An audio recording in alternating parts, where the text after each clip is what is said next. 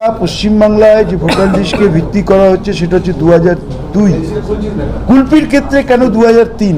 এটা একটা বিশাল প্রশ্ন। এর মধ্যে কি ষড়যন্ত্র আছে সেটাও আমরা জানতে চাই। একদিকে বলছে ডেটা এন্ট্রি অপারেটর এক এক করে এবার পার্থভৌমিক বলুন সব আমাদের মাননীয় মন্ত্রী অরূপ বিশ্বাস বিস্তারিতভাবে বলেছেন, মাননীয় মন্ত্রী চন্দ্রিমা ভট্টাচার্য বলেছেন, লোকসভার সাংসদ বাপি হালদার বলেছেন। আমি তাদের কথারই পদাঙ্ক অনুসরণ করে আমাদের সর্বভারতীয় সাধারণ সম্পাদক সাংসদ অভিষেক বন্দ্যোপাধ্যায় যেটা প্রথম দিন বলেছিলেন, আজকে বাংলার মানুষ তার বাস্তব চিত্র দেখতে পাচ্ছে।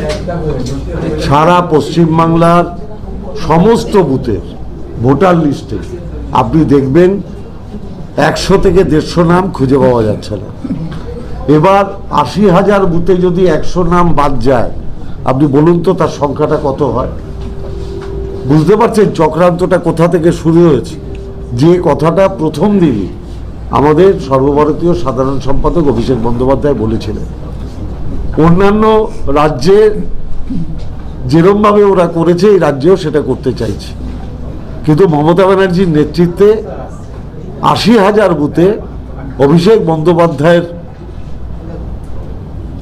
যে মনিটরিং, সেই মনিটরিংয়ের মাধ্যমে আমরা 80,000 বুথেই সজাগ আছি। তার জন্য আমরা আইডেন্টিফাই করতে পারছি কোন কোন নামগুলোকে ইন্টেনশনালি বাদ দেওয়া হচ্ছে। আমরা শুধু এটাই বললাম, কোনো অবস্থাতে এই নাম আপনারা বাদ দিতে পারবেন না। তার জন্য লড়াইটা যত দূর অবধি নিয়ে যেতে হয় আমরা তত দূর অবধি নিয়ে যাব। আর মাননীয় মনোজ আগরওয়াল সাহেবকে আমরা একটাই কথা বলে গেলাম যে আপনার ঘর থেকে বেরোনোর পরে বিজেপির নেতারা এত সংখ্যা বলছে কি করে? তাহলে সংখ্যাটা কি আপনি বলে দিচ্ছেন? আপনার ঘর থেকে বেরিয়ে কখনো বলছে 1,90,00,000 বাদ যাবে, আপনার ঘর থেকে বেরিয়ে কখনো বলছে 1,27,00,000 বাদ যাবে। তো এই সংখ্যাটা ওরা জানছে কোথা থেকে? সংখ্যাটা কি আপনি সাপ্লাই করছেন না ওরা ওদের মন গড়া করে বলছে? কারণ ভারতবর্ষের ইতিহাসের যতগুলো গণতান্ত্রিক প্ল্যাটফর্ম ছিল, 2014 সালে এক ভদ্রলোক প্রধানমন্ত্রী হওয়ার পর সমস্ত গণতান্ত্রিক প্ল্যাটফর্মগুলোকে একটার পর একটা ধূলিসাৎ করে দেওয়া হয়েছে।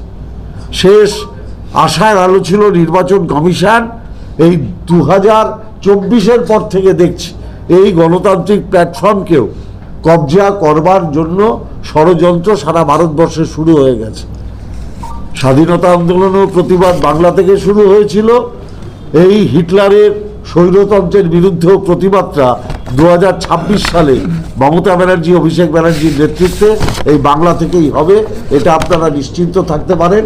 বাংলার মানুষকেও আমরা আশ্বস্ত করছি শেষ দিন অবধি এই লড়াই জারি থাকবে। অন্যদিকে কন্ট্রাকচুয়াল ডেটা এন্ট্রি অপারেটরও নেওয়া যাবে না, এমনটাই সতর্ক করেছে। কি বলুন, কিভাবে সম্ভব? দেখুন, ইলেকশন কমিশন অর্ধ সত্য কথা বলছে।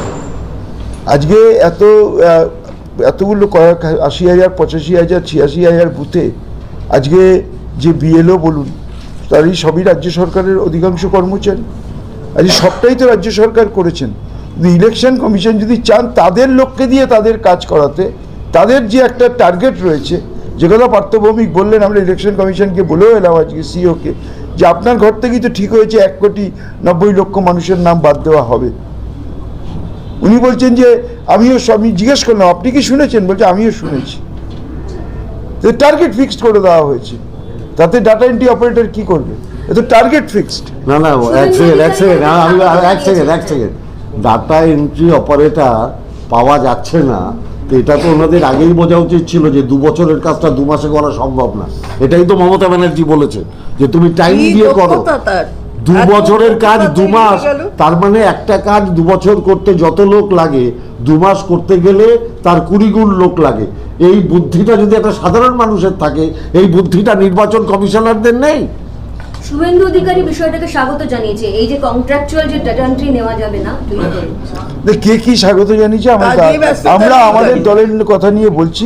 অনেকে তো জ্যোতিষীও আছেন, তারা তো আগে থেকেই বলে দিচ্ছেন কত ভোটার বাদ যাবে।